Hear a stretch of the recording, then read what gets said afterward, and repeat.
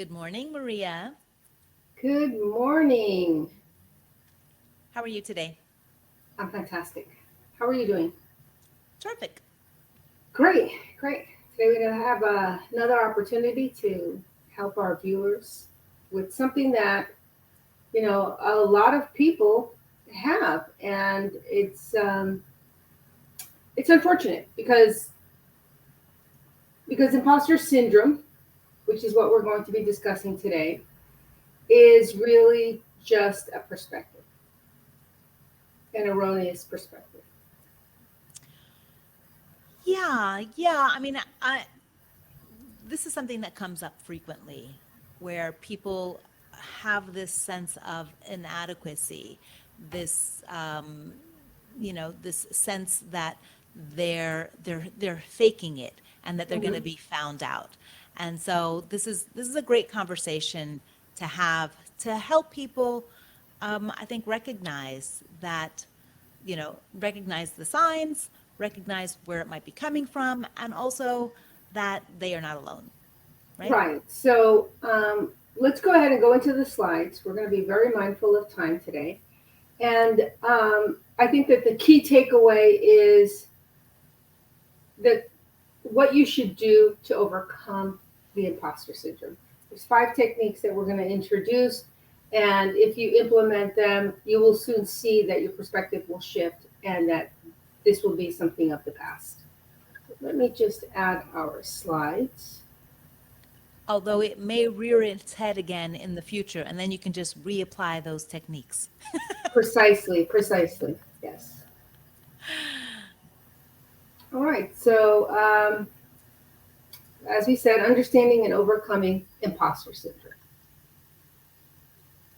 So, what is imposter syndrome? And it's just what you said, right, Lourdes? It's thinking that we're phonies, thinking that the the person that everyone thinks we are is not the person that we truly are, whether it's at work or socially or at home.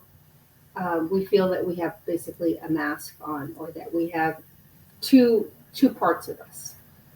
And one thing that I just want to add to that is that we are not just one person. We are many parts. There's many parts to us.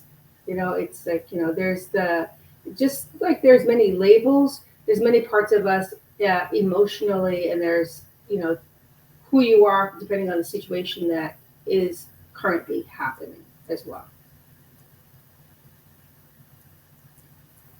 Did you want to add to that? What is imposter syndrome? No, I feel like you covered it.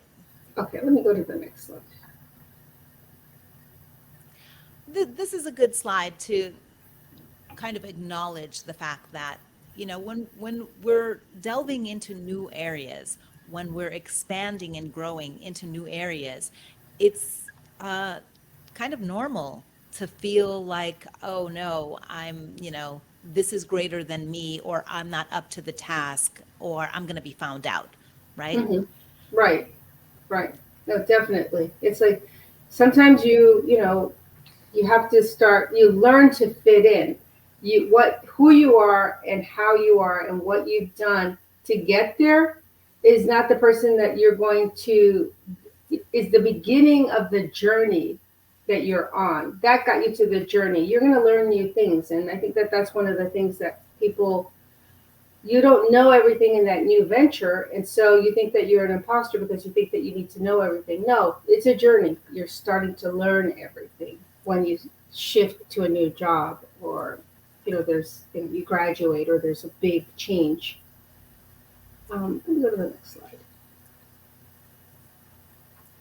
So this is a great slide because it just puts front and center, what are the signs? What are the Hmm. behaviors that I might be engaging in that can tell me that I'm dealing with imposter syndrome?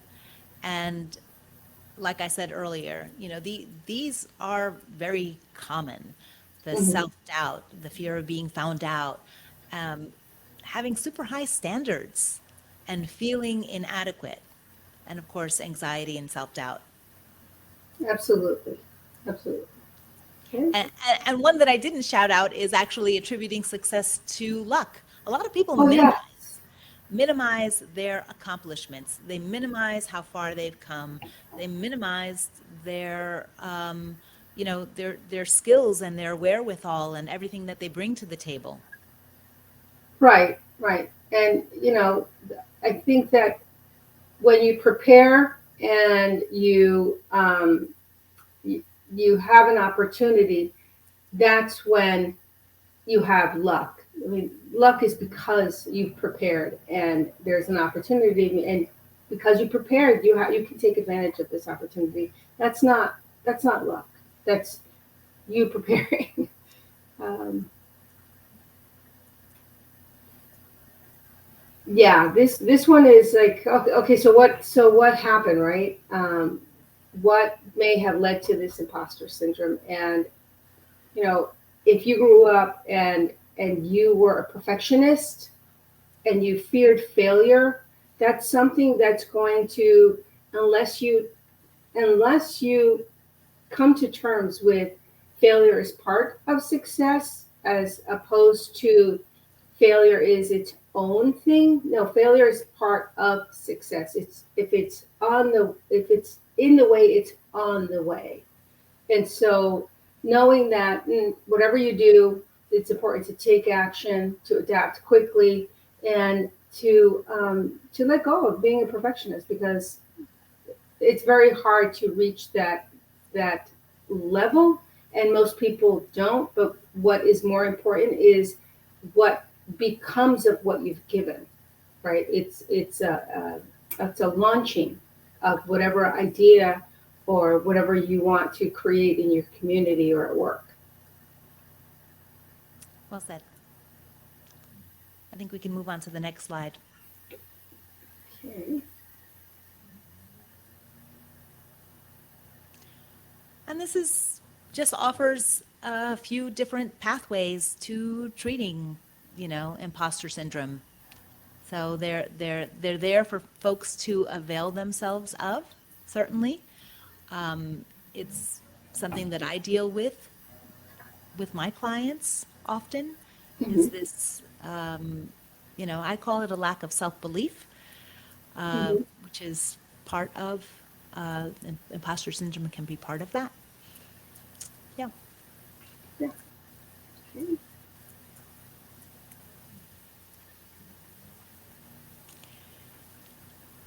And we've got mindfulness and meditation right on top. Right Yes. on top. Right on top. Yeah. Yeah, I'm obviously a firm believer in the benefits of mindfulness and meditation with regards to with regard to being able to be more aware of yourself and your thoughts and the recurring negative thoughts and inner dialogue that you might be dealing with. And so that's one of my go-tos. Definitely. And I love that mindfulness and meditation, because I think that one of the keys that's helped me is when you realize that you are not your thoughts, right? And so that awareness that you separate yourself from your thoughts, that's such a huge shift that I don't know if most people realize, because once you can do that, then you can start realizing, oh, I'm thinking this, but I don't need to think that. That's a useless thought. Not every thought has utility, right? Not only that, but just because I've thought it doesn't make it true, right? Definitely. Yes, precisely. That's And being aware of that, because sometimes random thoughts will enter our minds, and if we latch on to the thought and then we're off to the races with it, that's going to take us down a completely different path than if we're aware of that was a thought, and maybe questioning it or looking around the thought for hmm contributing factors. hmm yeah. And asking, is this true? Is this even true? You know, for what's happening. All right, awesome. And of course, hypnosis, because that is an alternative treatment. But again, works with the subconscious, and it's again letting go of the idea that you are your thoughts, right? Letting go of that, and it's about letting go of a lot of things so that you can be present, so that you can focus on your future and healing and letting go of the past. Yeah, and for someone who might be just listening and not necessarily watching, also our somatic therapies and creative expression, being able to give expression to your creativity is really essential, and that can be also a pathway to for healing. Yeah, no, definitely. And for the somatic therapies, for the people that don't know, that's things that like the yoga. You can do eye movement therapy. You can do just one of them just escaped me. Oh, the tapping, which we both incorporate. The tapping, which is very very significant to let go and reset the body, because sometimes the body gets trapped in fight, flight, or freeze, or even fawning, right? That's a whole different conversation, correct, Lourdes? Like if we started going into somatic therapies, I mean, there's a lot to unpack there.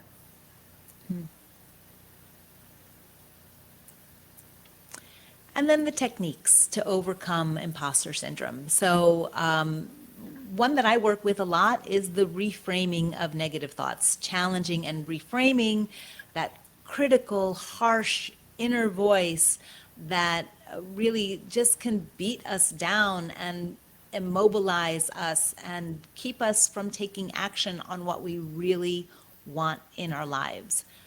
Because we'll believe these negative thoughts, and then it will keep us in a box and on pause. No, definitely. And then obviously getting help from someone else. Have someone else that you can rely on to ask, is this even true? It can even be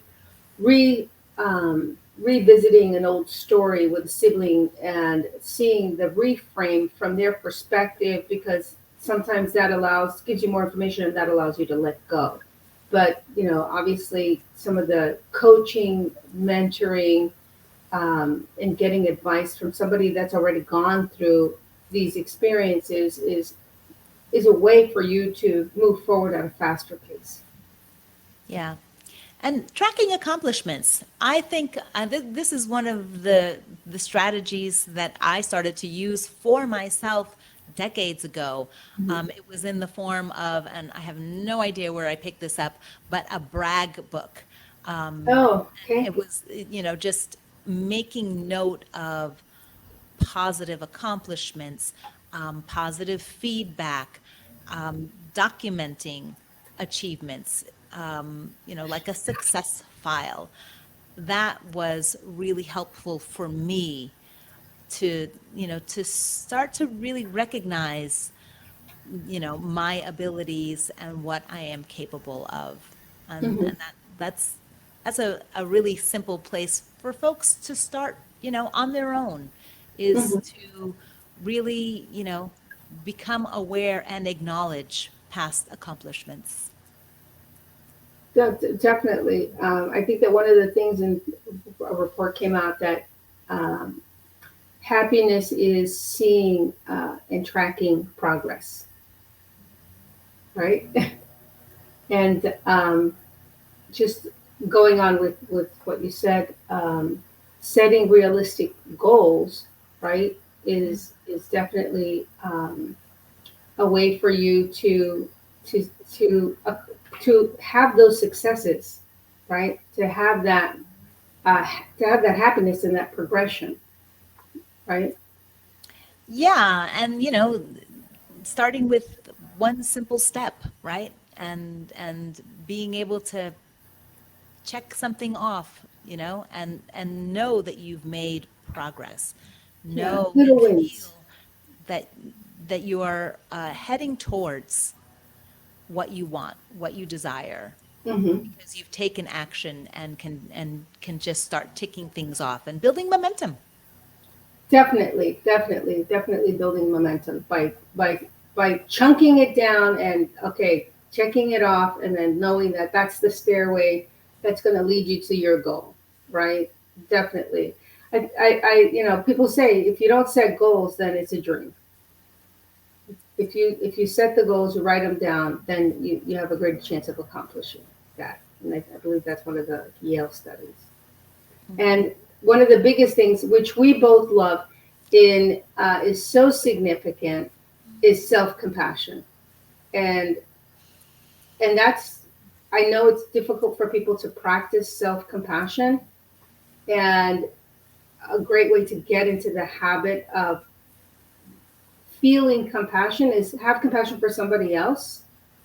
Start by having compassion for somebody else, and then start having compassion for the child that you were, that is still, sometimes acting out in the present moment, and understand you're a work in progress. We're all works in progress, right? And there's no such thing as perfection. Right. And for me, this practice of self-compassion is very intertwined with that harsh inner critic, that negative voice that's on a loop. Sometimes we're so hard on ourselves that we need to stop and recognize, would I dare say this to anyone?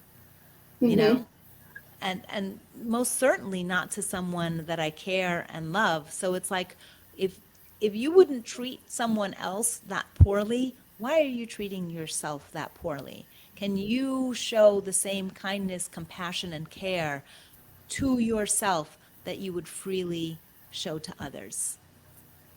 Definitely, definitely. And obviously, we're not all born knowing how to express or have compassion, but it's definitely something that we can resource and we can learn.